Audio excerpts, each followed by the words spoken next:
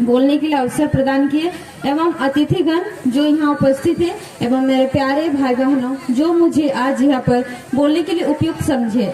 पता नहीं मैं आप लोगों को इस बारे में समझा सकूंगी कि नहीं कि बेटी बचाओ बेटी पढ़ाओ जो एक महान वक्तव्य है, इसके बारे में जिसको पता है वही एक देश का नागरिक है।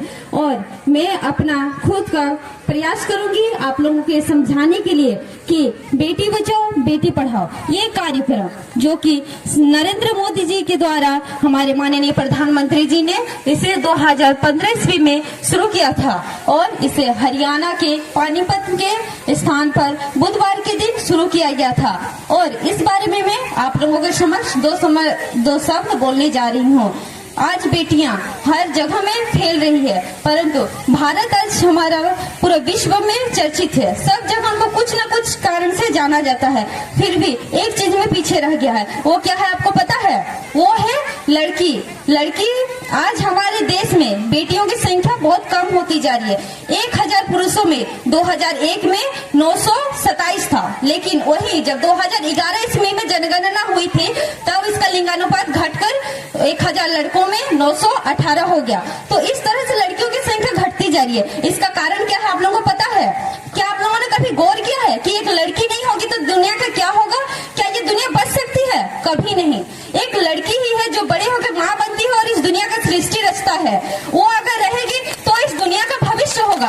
और हम लोग क्या सोचते हैं, अरे लड़का है बड़ा होगा माँ बाप का देखभाल करेगा, इस दुनिया को बचाएगा। लेकिन अगर लड़की नहीं होगी तो उसको पैदा कौन करेगा?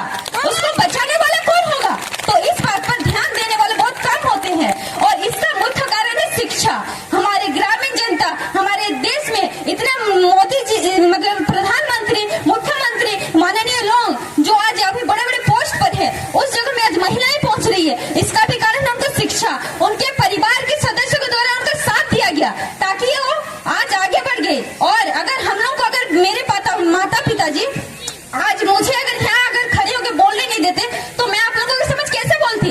मुझे भी उन लड़कियों की तरह दबाया जाता, मुझे भी अगर भ्रूण हत्या का शिकार होना पड़ता तो मैं आज आप लोगों के सामने एक तारा बन के नहीं निकल पाती। और मैं अगर चाहूंगी तो अगर बड़े होकर कुछ कर दिखाई तो मेरे माता पिताजी अगर जिनको श्रम महसूस होता है कि मैंने बेटी पैदा किया, बहुत कोई ऐसे माता पिता होते हैं जो श्रम महसूस करते हैं, अरे बेटी पैदा किया बड़ा होकर पता नहीं क्या करेगी, क्या मैं हम लोग और कितना हम लोग भाग्यहीन हैं, क्या क्या नहीं सोचते हैं। पर अगर वही माता पिता को अगर कुछ बन के दिखाऊं तो क्या सोचेंगे? लोगों के सामने हम सर ऊंचा करके बोल सकेंगे कि मेरी बेटी ने आज कुछ कर दिखाया।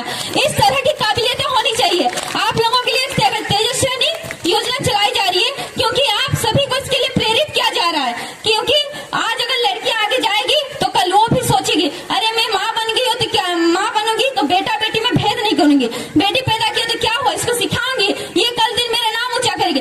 इस तरह की भावना आएगी आप लोगों के मन में और ये हर एक माता पिता के अंदर होनी चाहिए जो इस बेटे के लिए आज यहाँ पर आप लोग जितने भी हैं कल दिन सब कोई ना कोई पिता या माँ जरूर बनेंगे। तो इसके लिए आप लोगों को ये ध्यान रखना चाहिए कि बेटा हो या बेटी शिक्षा दोनों के लिए है। सरकार आज इतना कुछ कर रही है तो क्या सरकार घर आके सबको बताएगी अरे तुम बेटी पैदा करो बेटी को पढ़ाओ, बेटा पैदा करो बेटा को पढ़ाओ? इस तरह का नहीं बोलेगी। सरकार आज इतना सब कुछ कर रही है, उस पर भी जनता का सहयोग होना चाहिए। जनता हर एक चीज सिखा सकती है।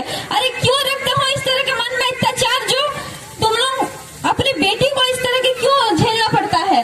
जिस घर में नहीं होती है बेटी उस घर में कभी नहीं पकती है रोटी, जिस घर में नहीं होती है बेटी उस घर में कभी नहीं पकती है रोटी।